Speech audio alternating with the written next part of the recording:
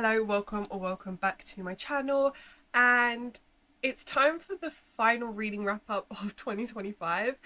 Is this a couple days late? I mean, we are now the 9th of January and this is only just coming out, but in my defense, I had a lot more videos planned to go out first, and so this is a little delayed, and I knew that I was going to be reading up until the 31st, so I didn't want to do a reading wrap up and then I have books that I've read past that. So here is my December reading wrap up. I read 10 books in December, which isn't my greatest reading, but not as bad as I thought it was gonna be. I did set myself quite a few high goals to read in December, and did I meet any of those? Like my 10 before the end, my TBR, I didn't meet any of those, but I did go on a holiday and I didn't actually fully understand how tired I was gonna be each day after snowboarding.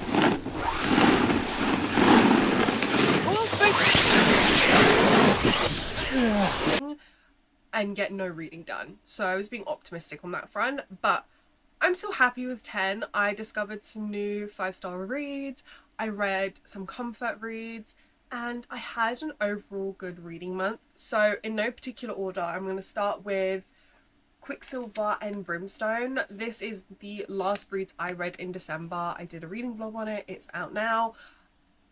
I loved this. I loved this so much more on a reread. It was my first time reading the republished edition because I read her when she was indie published, and although it had been a while since I'd read Quicksilver, I didn't find there to be any major changes to the story. I really enjoyed myself even more on a second read. I really cemented the fact that Kelly Hart is an auto-by author for me, and this has become a comfort read for me. It's something I will definitely go back to if I'm in a reading slump, or I just want to go back to a comfort world if I'm feeling sad, depressed, whatever. And then Brimstone really surprised me after the reviews I'd been hearing. I was really worried, but I loved this. It was a 5-star. The ending floored me. I cried, I laughed, I had so much fun with these characters, and I've just never felt so well, I have felt so connected to the characters, but I just felt so connected to these characters. I felt like I was right along with them. I felt like we were best friends. I didn't feel like we were missing so much. I did say that I wished we'd got to see more of the FMC's magic development and really understand more of her power and what it means and all the facets of her power. We know from the first scene that her power is more than just one thing, and she was able to do another thing that never really got explored. We never got to see more of that, and I would have liked to have seen more of that in Brimstone. I don't feel like we really did, but I do feel like book 3 is well set up to really dive deep into her power, how she trains with it, and everything along with that. So I'm very excited for book 3, and the fact that we have to wait for so long for book 3 is actual torture, but I love this series. I'm going to continue on with it. It's a 5-star series for me, and I just overwhelmingly love this. I read Air of Illusion by Madeline Taylor. I have raved and ranted about this book on TikTok. It is phenomenal. This was something I'd heard good things about, but I had no idea how good it was going to be. It's a darker romantasy, and I really fell into this. I loved the plot of this. I loved the characters' dynamics, their development. We got thrown into the deep end from the beginning, and I just felt like I was on the edge of my seat for the entirety of the book, and I was having a blast. Was I biting my nails, wondering what the hell was going to happen next? Absolutely. But I loved it. I loved how it kept us on our toes. I loved just these two characters and how they were together and how they were fighting this pull that they have and trying to unlock the mysteries, and she's trying so hard to fight for her freedom, and just how badass, sarcastic, powerful she is. And the ending, let me just tell you, I thought that ending was going to take a completely different turn. I thought I had it figured out. I was so wrong. I was so wrong, and I just don't know how you could ever guess the way this ended. It's actually impossible. Like, actually impossible. And I loved it. I loved how I thought I had it guessed, I thought I had it beat, and I thought I had the mystery unwrapped, and then the author was like, no you don't, No, you don't. And then I'm going to make you sit on this until book two. I'm so highly anticipating book two. You have no idea unless you've read this book. I have no idea what this means for the FMC, for the world, how this is going to change things, and just like floored, absolutely floored and gasped. I love this. This is genuinely the perfect romantasy, and it had everything in spades. I read Scorpio Rising by Phoebe Marie. This is a book that has been on my TBR for quite a while, and it got picked up by My Little Red Cup, and so I finally picked it up. And I don't really know how I feel about this, to be quite honest. It was good. I didn't DNF it, which means, you know, I was still intrigued, I was still interested, but I just felt like there were gaps and areas that were kind of hinted at and then not developed and not brought forward. And to be honest, the FMC is kind of unlikable, which is really difficult for me to read. When I read a romantasy or a fantasy book, I'm reading it for the main character. I need to like the main character to enjoy the book. If I'm not liking the main character, that's all I'm thinking about. I'm not reading the book, I'm not enjoying the book, because I'm just reading this, I'm in this person's head and I'm just not enjoying what I'm seeing. And though she does get better towards the end, it was really difficult to wade through the fact that I didn't enjoy this FMC and I didn't like being in her head. And then we had these really random chapters on other characters' POV that I didn't think was integral to the story to be told that way. I feel like the story that was being told through these other POVs could have been told by the FMC or by the MMC at most. But when this whole other POV came in, I was just like, I'm not interested. We're just getting into this world. I'm not a huge fan of multiple POVs in the first book. I want a singular or duo POV at most, because I'm still trying to, and this is my personal reading preference, because I'm still trying to understand the world. I'm trying to understand the magic, and it's really hard to get there when you're being thrown all these different POVs and you're trying to connect them up, and you're trying to also separate them because they've also clearly got their own story to tell and they've got different viewpoints, and it's too much for a first book. There have been a few that I have enjoyed. It's few and far between. This wasn't one of them. I feel like the POVs were just unnecessary. I feel like what was being told could have been told through the FMC or to the FMC, and it would have had the same effect. So I was just really confused by that aspect, especially when the synopsis doesn't really, like, it makes it very clear that the FMC is the main character, that we're following the FMC, and then we're getting through these POVs. It just doesn't make sense to me. I didn't enjoy it. Will I read book two? I don't know. I want to. I'm intrigued. Like, I just have like this niggling thought, like I kind of want to see where everything goes, but it's not like an overwhelming voice in my head. That makes me sound crazy. But it's not an overwhelming voice in my head saying, you need to read this, you have to figure out what's going on, like a drive. It's more like, when I get to it, I'll get to it. If I don't, then it's not that huge of a deal. Which is a little disappointing, because the premise of this and the plot of this sounds really good and was really good. It's just there was these other facets that was kind of impacting my read and my enjoyment of it. Oh, I think I rated this 3-star, but even then I think it's a little bit generous. For me, anyway. The Lost Reliquary by Lindsay Ellie. I read this the beginning of December. I was really excited about it. I have not thought about it once since finishing it. I still remember what happens and how everything goes down, but I haven't thought about it. I don't have any drive to pick up book two. I had a good time in the beginning half, and the second half kind of, my excitement of it tempered down a little bit, and I was just like, I'll pick this up. Like, I wasn't dying to pick it up when I was putting it down. It was like, I will pick this up, you know, at night, and it's not like a huge deal. And it was easy to put down in the second half. Like, it wasn't something I was struggling to put down, which was a little bit disappointing. The premise of it was really good. The plot of it was really nice. I really enjoyed this unique fantasy world. For me, I've never really read anything like this with the plot that it had, and I liked the FMC.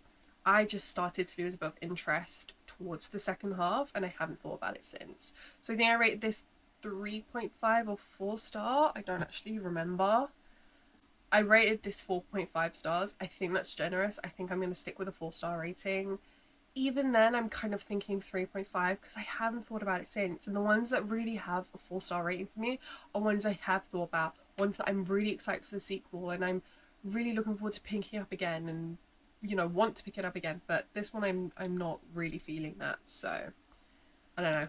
I think 3.5-star rating is probably more accurate.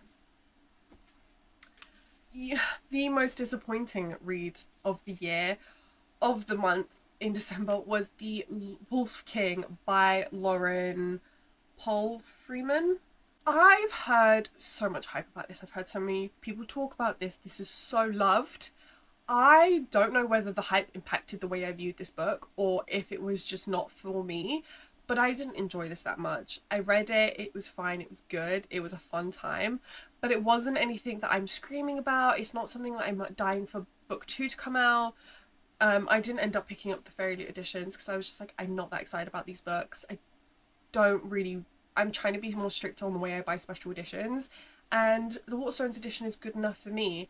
So I think I rated this, oh god, this is, again, I'm gonna have to look, but I'm especially confused at the fact that I was told this was a love triangle. I don't see that. I like Blake, you know? I want the love interest to be Blake, but what kind of pulled me away from that, and then this is going to be a spoiler warning, but what pulled me away from the fact that this is a love triangle, or my interest in the love triangle, is when she slept with Callum. That took it away from me. I'm not really into that. I don't know why. It kind of just, if I'm told from the get-go it's a love triangle and then she sleeps with one of the people in the love triangle, it takes me away from that. If there's no other love interest being competed in the first book and it's just them and her, then that's fine. Like, A Court of Thorns and Roses is absolutely fine, because in my mind that is supposed to be the love interest, and then when this other love interest comes in the second book, then I'm like, oh, okay, I can actually see why this person would be better for her, and she didn't know about them in that way. Then I understand. But with the get-go being told it's a love triangle and then her sleeping with Callum and just kind of throwing herself at Callum even after everything she went through, I kind of wanted more development from her. I really wanted her to explore her freedom, and it just kind of felt like she fell into the first pair of arms that saved her, and that was enough. I don't feel like there's any substance to their relationship, and I guess that may be the point, because I do feel like the love interest is going to be Blake. I think it's one of those stories where, you know, the first guy, she falls into it because that's who she needed at the time, like Feyre and Tamlin. That's who she needed at the time, and then as she develops and explores her freedom and discovers herself, then she'll go to someone who's more suited for her.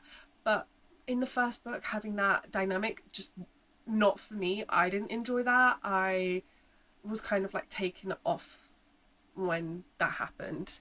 But I rated this a 3-star. Yeah.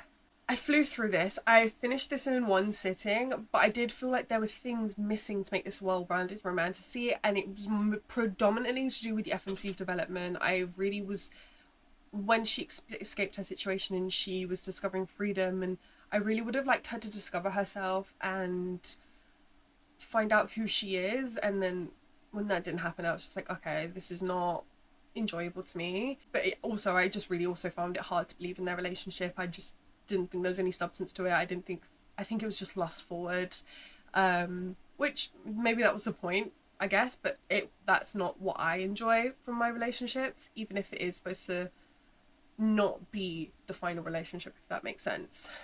Will I read book 2, The Night Prince? I have pre-ordered it.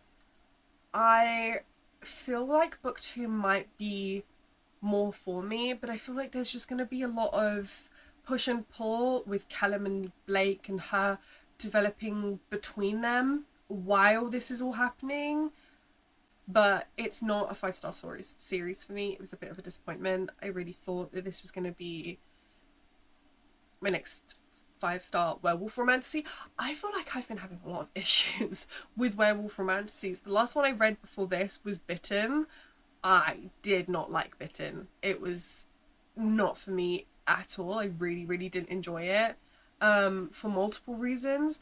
And then this one I didn't enjoy, so I don't know if it's just the werewolf aspect.